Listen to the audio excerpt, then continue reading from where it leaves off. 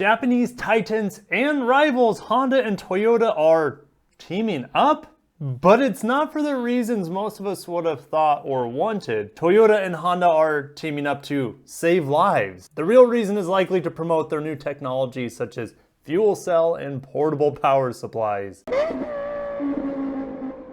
Welcome back, Lexurious Fleet. If you're new, this channel is dedicated to Japanese and Korean autos. Subscribe, hit the bell icon so you won't miss any breaking news or reviews. And this Toyota and Honda collaboration certainly is shocking, but it isn't the first time they've teamed up. In 2004, Honda to team up with Toyota and Nissan on electronic software standardization. September of 2017, Toyota and Honda collaborate with Shell to install California hydrogen refueling stations. This guy looks so happy. Then in May of 2018, Toyota, Nissan, and Honda team up again for solid-state battery development with Libtech. Fast forward to today, and at the Toyota Global Newsroom, we get a fuel cell bus with a lot of Honda inside of it. That's what she said. Toyota and Honda to begin demonstration testing of a mobile power generation output system to deliver a secure supply of electricity in times of a disaster. They call this the Moving E, and it consists of a fuel cell bus that can carry a large amount of hydrogen, portable external power output devices, and portable batteries,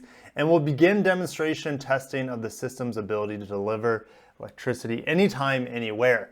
There should be a huge asterisk next to that because it's not exactly anytime, anywhere, as we'll find out in a little bit. Now we know Japan is victim to typhoons, rainstorms, flooding, mudslides, earthquakes, tsunamis, everything. So it does make sense for them to make a vehicle such like this. And really only in times of disaster do we see mega corporations teaming up where we typically wouldn't see them. All right, the Moving E mobile power generation output system will consist of Toyota's charging station fuel cell bus, Honda's Power Exporter 9000 portable external power output device, two types of Honda portable batteries, the LibAid E500 and the well-known Honda Mobile Power Pack. I don't know if it's well-known or not, but it's got a ring to it, right? And then of course the Honda Mobile Power Pack Charge and Supply Concept Charger Discharger for NPP. That is a mouthful. Okay, how does this work? Well, the charging station loaded with all this equipment will be driven to the place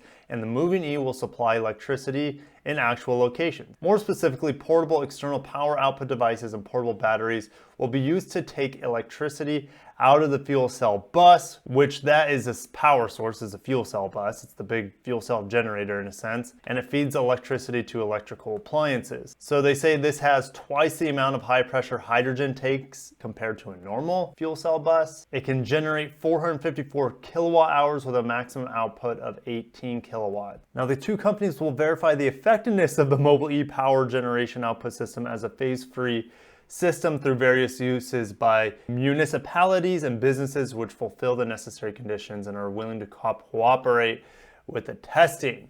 So they're like, oh, we're not going to try it out in disasters. To me, they're saying, oh, you know, we're going to have businesses bring this in for maybe some sort of family picnic day or something like that where they can show off this technology. I don't know. It just doesn't make a whole lot of sense to me.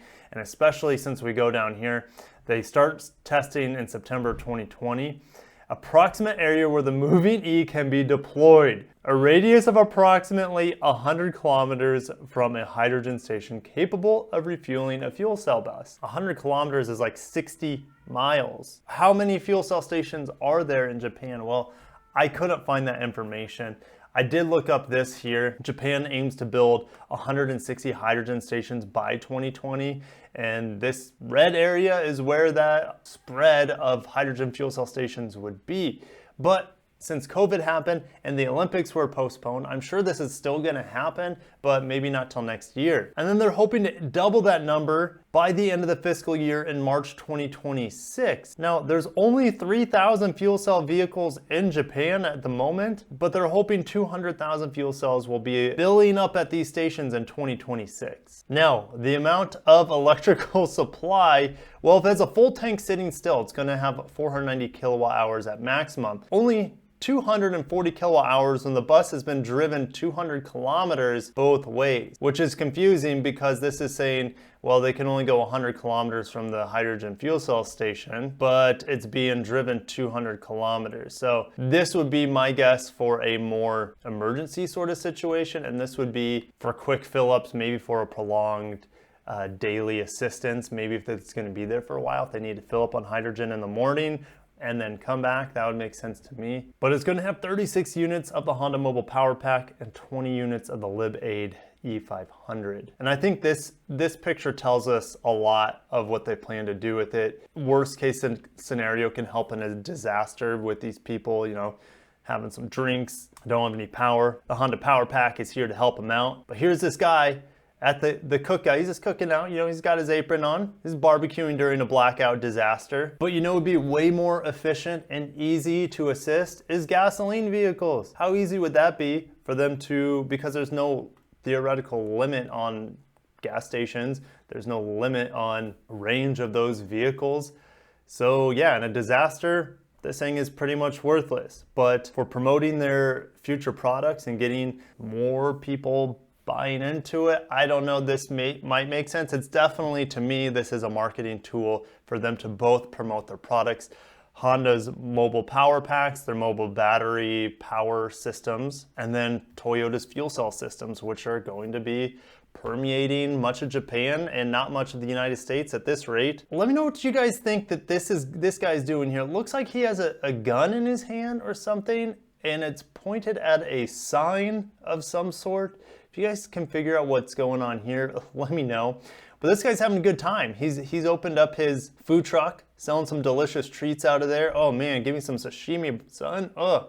Where I think we're gonna see this a lot is in these two things here. So at work places where they have these family picnics, they can have these food trucks come in powered by this Honda Toyota propaganda machine, and then they can also power karaoke.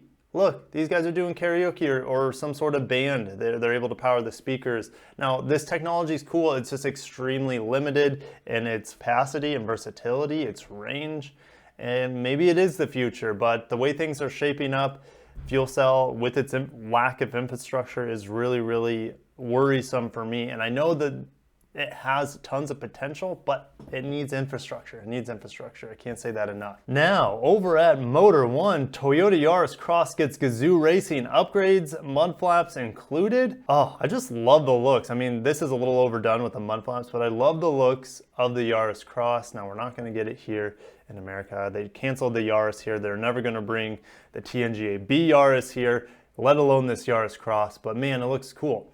The only way we could see it is if it came here in America as a Lexus LBX as a tiny little crossover, because LBX has been trademarked in several parts of Europe and in Israel too, I believe. So it's possible that we could see a Lexus version of this Yaris Cross, which would get me excited. But again, who knows if we'd ever see it here in the States. It hasn't been trademarked here. And I wanted to just dust on this before I let you guys go. Over at Car Scoops, Mitsubishi Outlander and Eclipse Cross are the slowest selling new vehicles in the United States. Mitsubishi continuing to struggle. And this graph here shows even more issues with the Renault Mitsubishi Nissan Alliance. Top 10 slowest selling new vehicles. Two Mitsubishis at the top. Almost 200 days on the lot for the Outlander on average. And then the Mitsubishi Eclipse Cross at 187 days, not far behind. Buick Encore, one of my least favorite vehicles of all time. Nissan Frontier, just struggling. Nissan Altima, struggling. Nissan Armada, struggling. And then essentially a Nissan Pathfinder, Infiniti QX60, 150 days on the lot. The average for all new vehicles is under 100 days. So not good to see there from the Mitsubishi, Renault, Infiniti, Nissan Alliance. But what do you guys think of this Honda Toyota propaganda machine for their technologies? I mean, it makes sense for them to, you know, advertise their fuel cell and battery pack. To be honest, I see more of a future in Honda's mobile battery energy portable power pack thingies than I do in the fuel cells, at least in the near term, because let's be honest, fuel cell is not really gaining any traction anywhere in the United States, maybe some in Europe, maybe a little bit more in Japan, but there's only 3,000 vehicles on the road in Japan that are fuel cell. I know they want more. Infrastructure. And it'll be interesting to see a year from now where fuel cell is at the 2020 Tokyo Olympics, because it's not doing so hot right now. Do I want it to succeed? I think it has some extremely great promising platforms that can be slotted into buses. Obviously, that's why they're rolling out a bus, mass transportation, semis, just bigger vehicles in general. But vehicles such as the Toyota Mirai, which should have been the Lexus GS, I don't know. I'll see you guys in the comments. Thank you so much for watching. I'll catch you guys in the next video. Thank you for all your support. Channel's growing. I love you guys. Take care of yourselves. Peace out.